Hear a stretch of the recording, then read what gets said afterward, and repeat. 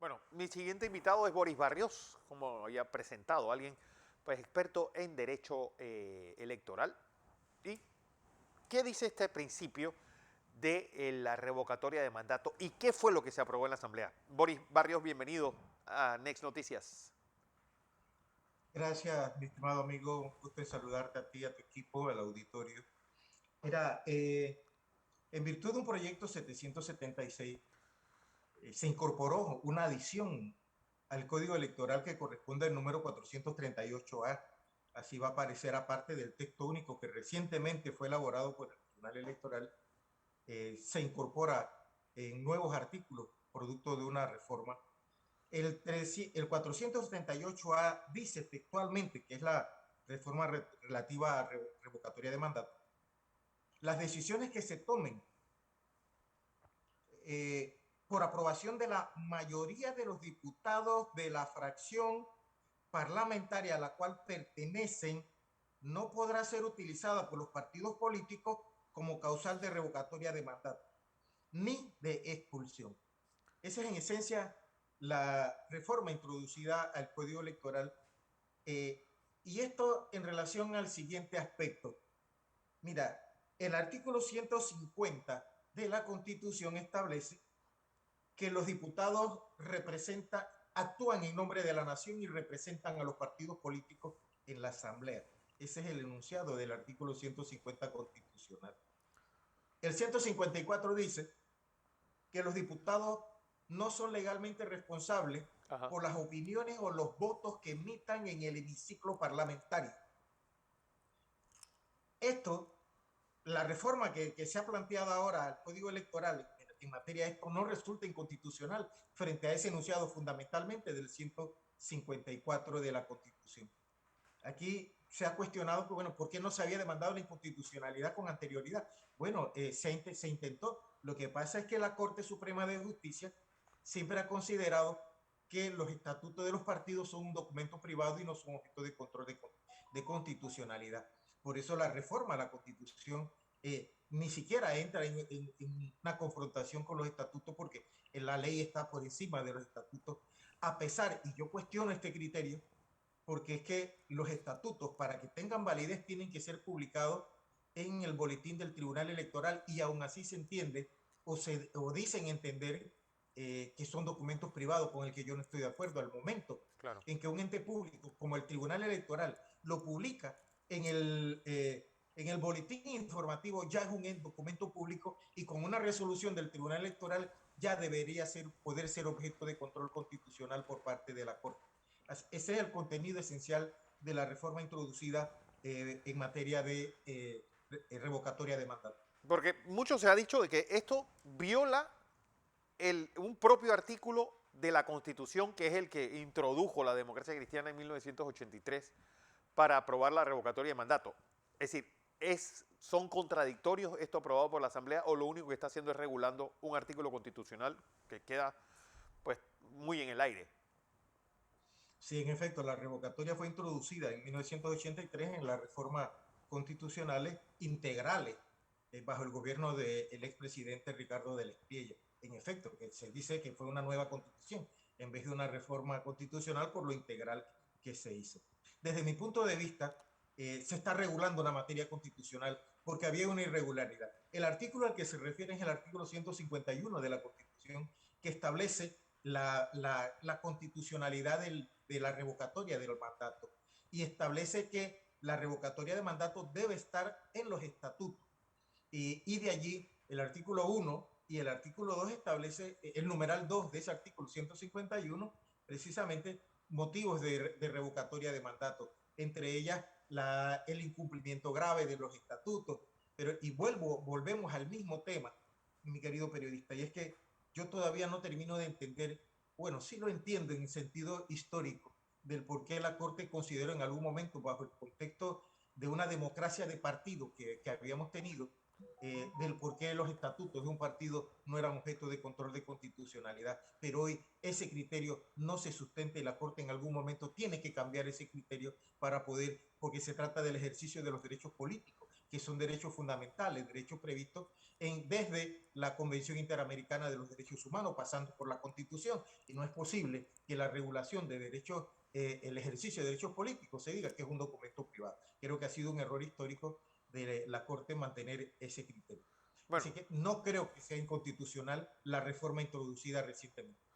igual, y me gustaría, pues, tú que eres estudioso del derecho electoral y esa camisa de fuerza que se puso el país con fijar un número, pues, ya fijo, por valga la redundancia, de diputados, con una población que está creciendo sobre todo en puntos muy específicos. Y lo que está provocando es una distorsión que pues está pues constriñendo, por ejemplo, un distrito como los distritos como Arraiján, La Chorrera, a no tener una representatividad que se merecen al estar pues su población creciendo de forma tan exponencial. Es correcto, es correcto. Y mira que yo voy más allá de lo que tú estás planteando, y es que la reconfiguración de los circuitos electorales, que es a lo que se refiere la norma constitucional cuando señala que incluso debe ser objeto de revisión, no solamente en materia de diputados, porque aquí se debate que los diputados no deben hacer el trabajo que hacen los representantes de corregimiento. Por lo que tú acabas de decir, que es el aumento descontrolado, porque esto el gobierno no tiene control del aumento que ha sucedido para las márgenes de la ciudad, como Arraiján, Chorrera, Chepo y estos lugares, donde incluso creo que debe aumentarse la figura de los corregimientos, porque son los representantes de corregimientos los que hacen el trabajo de representatividad y de contingencia de esas necesidades populares, y no necesariamente los diputados. Entonces creo que sí, el país requiere de una revisión de las circunscripciones electorales para los efectos de la representatividad, que en estos momentos se está incumpliendo el mandato constitucional por causas que ni siquiera la Constitución prevé, sino que simplemente son consideraciones de carácter político que han venido haciendo las autoridades. ¿Cuántos diputados debería tener Panamá con la cantidad de habitantes que tiene? Mira, por lo menos ha debido aumentarse en unos de 3 a 5 diputados. Que nos moleste porque tenemos 71 y el debate anterior para fijarlo en 71 era para no aumentar la carga económica Sí. presupuestaria del Estado en el costo que eso significa.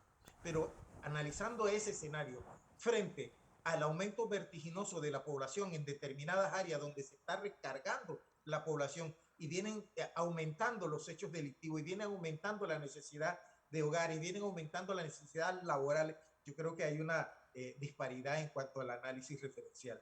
Te lo digo con toda franqueza. Porque también pareciera un absurdo eso de estar creando corregimientos, cuando las funciones de los representantes no es que estén muy claras, que digamos. Mira, yo me inclino en este aspecto. Hemos estado creando corregimientos en áreas apartadas, Sí. en áreas donde realmente no se necesita la creación de corregimientos y se han venido haciendo por clientelismo político. Pero no se le ha prestado debida atención a las áreas urbanas donde está el conflicto laboral, delictivo, de hogar, de necesidades. En esas áreas apartadas por conveniencia política, entonces se han aumentado una exorbitante cantidad de corregimientos y no así. Yo creo que también son cuestiones que debemos analizar de ser objeto de debate y que deberíamos estar más preocupados por ese escenario. Bueno, ¿qué debe pasar? Es decir, ¿hay algún impedimento, alguna, pues, algo que provoque que el presidente vete esta ley o la vete parcialmente? Mira, haciendo un análisis de carácter político ya no constitucional, y aquí me Sí, mete un área que no es mi fuerte, eh, el control que han tenido los partidos políticos claro. sobre los diputados en base a la línea de partido se rompe aquí. Y tal vez sería este el escenario que pudiera justificar al presidente a tomar una decisión política, no constitucional. Aquí no hay vicio constitucional para justificar que el Ejecutivo objete, pero sí una decisión política en el sentido de que los partidos perderían el control directo sobre las bancadas como causal de revocatoria de mandato. Y aquí debemos aclarar, y gracias por la pregunta, no es que los partidos, porque por ahí escuché unos comentarios radiales fuera de lugar, no es que los partidos no vayan a poder plantear revocatorias de mandato a los diputados, como lo puede hacer también hoy día los electores.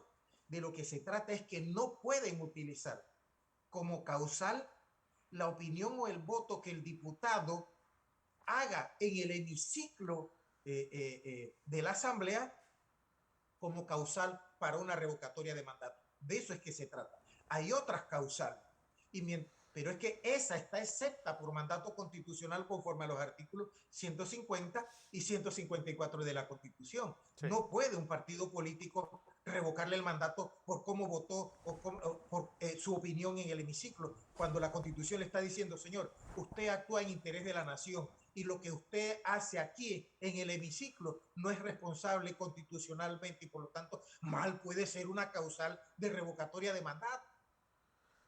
Entonces, frente a ese escenario, sí, hay un análisis constitucional y un análisis político. Porque al final se ha ejercido la revocatoria de mandato del 90 para acá, para poner una fecha de hito. Es correcto. ¿Cuántas veces y a quién? Es correcto. La que se sentó un precedente, Sí. pero distinto a este, fue el del caso del señor Miller bajo el gobierno de Ernesto Pérez Valladares, si recordemos, pero aquel fue por sentencia condenatoria y entonces se le revocó el mandato. Pero en este caso, la reforma que se produce sí ha venido siendo utilizada por los partidos políticos para mantener control de los diputados y las decisiones que emitan en el hemiciclo. Yo creo que aquí entonces se diferencia claramente una distinción que es el diputado está para actuar en interés de la nación, no en interés del partido. Él representa al partido, sí, y hay lineamientos de partido, sí, pero si llega un momento en que el diputado tiene que decidir por el interés de la nación o por el interés del partido, lo que le dice la Constitución, usted tiene que decidir por interés de la nación, no por el interés del partido. Que eso moleste a las estructuras de los partidos políticos, yo puedo entender que sí. Si yo fuera un partido político, a mí me molestara, porque yo pierdo el control de mis diputados en ese escenario. Esa es la realidad que se está planteando aquí con esta reforma. Pero es que al final, es decir, uno llega, los votos a quién pertenecen, porque, es decir, al partido, al hombre que es el que está buscando los votos, porque al final, si es así, pues que los presidentes de partidos se pongan de acuerdo y ellos ya dicen, yo tengo 12 diputados y esto es lo que van a decir. Es decir, ¿para qué tener en la asamblea tanta gente? Si al final una línea dice qué es lo que van a votar, que sean los presidentes de los partidos los que se pongan de acuerdo y digan qué ley va a pasar y qué ley no pasa. Mira, yo no creo que un lineamiento de partido, siempre y cuando esté en la dirección del interés nacional, vaya a crear un conflicto con el voto de los diputados. Claro. Y con esto le pongo el pastel, la cereza al pastel. Porque el problema aquí surge precisamente creo que para distinguir, y no sé si con esa intención se presentó la reforma, la introducción del artículo 438, pero va a resolver un problema definitivamente en interés de la nación y en interés de los votantes. Mira, el artículo 138 Sí. de la Constitución dice, los partidos políticos expresan el pluralismo político, precisamente es el escenario democrático. Cuando la época de la democracia de partidos que sucedió en la Europa continental con Francia y otros países, donde se planteó esa teoría y que dominó por mucho tiempo, concurren a la formación y manifestación de la voluntad popular y sus instrumentos fundamentales para la participación política. Aquí hay tres elementos que son los que son de esencia constitucional de los partidos políticos y no es precisamente un conflicto con los intereses de la nación. Entonces, creo que había una distorsión que se introdujo en 1983 por vía del PRD en aquel entonces para controlar los diputados en el Parlamento. Entonces, creo que con esta reforma se aclara constitucionalmente una función de diputados y la naturaleza de los partidos políticos. Creo que no hay un conflicto, salvo que entremos a análisis e interpretaciones de carácter político, pero constitucionalmente No. No debe haber. Bueno, Boris Barrios, gracias por esta aclaración y este panorama electoral de Panamá. Gracias a ti por la invitación. Saludos. Gracias.